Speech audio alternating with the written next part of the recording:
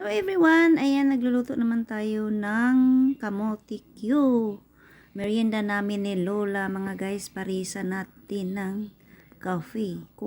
O diba? Bites na mga guys, kape sa hapon, malamig na hapon. Ayan, nailagay ko na yung sugar na yan mga guys.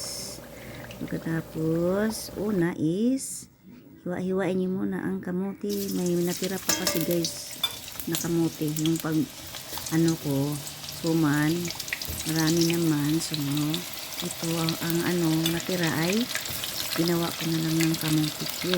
So, una ay hiwa-hiwain nyo, tapos prituhin ang kamote mga guys. Ayan, pinaprito ko na siya. Ayan. Hindi pa naluto. Ayan, tang binaliktad ko na, muntik nang masunog.